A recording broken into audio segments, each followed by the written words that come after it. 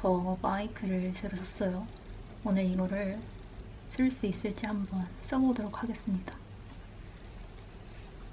여기 이게 안 되면 영상을 못 올리는 거예요.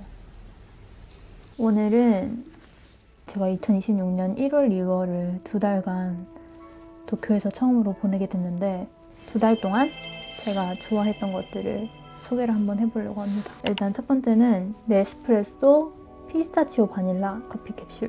이거는 인공적인 그 피스타치오 맛이 나는데 근데 제가 인공적인 향들을 좀 좋아해요. 그래서 옛날에 덴마크 그린티 라떼라고 있거든요. 그거를 참 좋아했었는데 그게 단종이 되어서 안타깝게 못 먹고 있다가 네스프레소 갔는데 새로 나온 맛이라고 가게에서 추천을 해주시는 거예요. 그래서 두 가지 맛, 피스타치오 바닐라랑 히비스커스 아몬드 그거를 샀는데 히비스커스 아몬드는 아직 하나 먹고 다 남아있고 피스타치오는 지금 하나 남았어요. 거의 매일 먹고 있어요. 두 번째는 이건데 지금 거의 다 먹었어요. 한 5개 남았거든요. 이거를 저번에 사서 한국을 가져갔었는데 친구랑 먹는데 너무 맛있는 거예요. 피치 캔디가 그 입에서 톡톡 터지는 캔디더라고요. 슈팅스타처럼. 그래서 이번에 또 사러 갔는데 지금은 안 보이는 거예요. 무인양품에서. 아마 시즌이 끝났는지 들어간 것 같아요. 이제 매장에서 안 보여서 이거를 엄청 아껴 먹고 있어요. 지금 5개 남았는데 하루에 거의 하나씩 이렇게 아껴 먹고 있습니다. 생초콜릿이라서 진짜 맛있어요.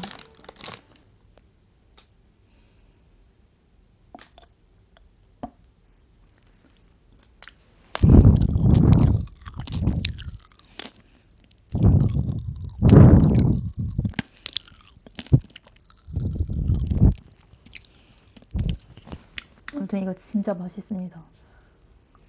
세 번째 간식은 젤리인데 이거 처음 먹었을 때는 되게 딱딱한 거예요. 하리보 젤리처럼. 근데 저는 하리보보다 멜치스 같은 걸 좋아하거든요. 근데 처음 살 때는 이게 무슨 기능이 있는 걸 몰랐는데 이제 슬슬 한자가 조금 보이는데 먹다 보니까 우유 할 때 쓰던 그 유자가 있는 거예요. 읽어보니까 유산균인 거예요. 그러니까 유산균이 들어가 있는 젤리인 거예요. 그냥 젤리였으면은 그렇게 막 추천하진 않는데 유산균이랑 비타민C 들어간 젤리도 있고 철분 들어간 젤리도 있는 것 같아서 맛있는 거 먹을 겸 좀 영양분 섭취도 하고 그렇게 먹으면 좋잖아요. 그래서 하루에 한두 개씩 좀 먹고 있습니다. 네 번째는 허쉬 아이스크림인데 제가 허쉬 아이스크림을 진짜 좋아하거든요. 특히 그 토피넛 맛? 근데 일본에는 아이스크림이 엄청 얇은 초코 코팅 안에 바닐라 아이스크림 들어간 그런 아이스크림 되게 많아요. 피노도 그렇고 편의점에서 파는 이름은 잘 모르겠는데 아무튼 그것도 그렇고 이 허쉬 아이스크림도 그런데 장점은 진짜 작다는 거예요. 엄청 작게 낱개로 포장이 되어 있어서 저같이 조금 아이스크림을 먹고 싶긴 한데 하나는 다 먹기 싫고 딱 절반만 먹고 싶다 할 때 먹기 되게 좋습니다. 저는 아이스크림을 절반만 먹을 건데 하나 터버리면은 하나를 꼭 랩을 싸가지고 보관을 하거나 용기에다가 보관하거나 그랬거든요. 그게 되게 귀찮았는데 이렇게 탁 조그맣게 나오니까 하나를 먹기가 되게 편하더라고요. 음식은 이렇게 4가지 추천드리고요. 두 번째는 일본 그릇이 생각보다 비싸가지고 제가 한국에서 일본 올 때 그릇을 좀 사왔어요. 인터넷으로. 현대기물이라는 데서 샀는데 여기 사이트 그릇들이 되게 다양하고 되게 저렴해요. 종류도 엄청 많고 그래서 완전 강추합니다. 여기서 밥그릇이랑 기다란 플레이트 하나를 샀고 또 앞접시 같은 아니면 반찬 그릇으로 쓸 수 있는 거 이렇게 2개를 샀고 이거는 플리마켓에서 산 빈티지 그릇인데 이것도 되게 귀엽게 잘 쓰고 있어요. 사과 깎아서 먹을 때도 쓰고 조그만 거 올려서 먹을 때도 쓰고 그리고 이 그릇은 제가 집에서 고구마랑 계란을 좀 상비로 삶아 놓거든요. 그래서 그런 애들 쪄놓고 보관할 때 자주 쓰는 그릇입니다. 고구마랑 계란 수시로 이렇게 삶아두면 군것질 할 때 좀 그거를 방지해주기도 하고 너무 배고플 때 잠깐 허기 채워주는 용도로 쓸 때도 좋고 되게 편리하고 좋아요. 그리고 차 주전자도 제가 요새 매일 아침에 차를 마시는데 이거는 도쿄 히비야 어찌고 저찌고 거기서 투데이 스페셜이라는 잡화점에서 산 주전자인데 이것도 엄청나게 잘 쓰고 있어요. 그리고 세 번째는 비누들이에요. 비누. 제가 비누를 써온 지는 한 2년 정도 된 것 같은데 혼자 살기 시작하면서부터 플라스틱이 담긴 거 안 쓰고 비누를 쓰려고 하거든요. 장점은 일단 고체라서 플라스틱 쓰레기가 안 나온다는 점이 있고, 그리고 설거지 할 때 팔을 쭉 안 뽑고 그냥 여기 있는 거 이렇게 문질러서 쓰면 되니까 되게 편하고, 그리고 자석으로 붙여서 걸어놓으니까 잘 무르지도 않고 성분도 친환경이라서 과일 세척할 때도 써도 된다고 하더라고요. 그래서 여러모로 좀 쓰임이 많아가지고 세제 퐁퐁 이런 거 대신에 고체 비누를 쓰고 있습니다.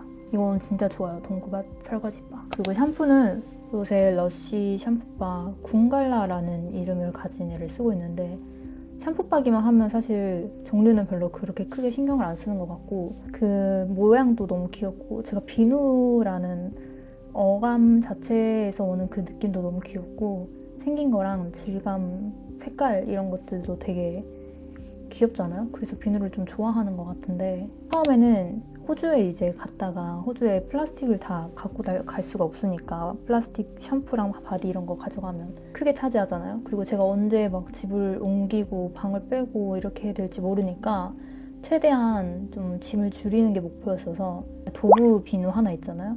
도구 비누 쬐까마한 거? 그거 딱 하나만 가지고 샤워도 하고 머리도 감고 그렇게 지냈었는데 그렇게 지내다 보니까 머리가 너무 쉽게 떡지는 거예요. 제가 건성인데도. 그래서 이건 안 되겠다. 샴푸는 샴푸를 써야겠다 생각을 해서 이제 러쉬에서 샴푸바를 쓰게 됐습니다. 그러면서 컨디셔너도 바 형태로 쓰기 시작했는데 불편한 게 하나도 없고 머리도 하나도 안 뻑뻑하고 걸어두면은 잘 무르지도 않고 그리고 샤워할 때 이 모양이 되게 귀엽잖아요.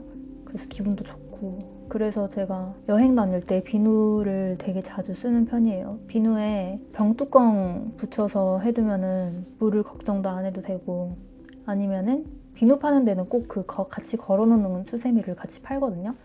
그래서 그런 거 하나 사서 걸어놓고 써도 되고 생각보다 비누가 되게 편하답니다.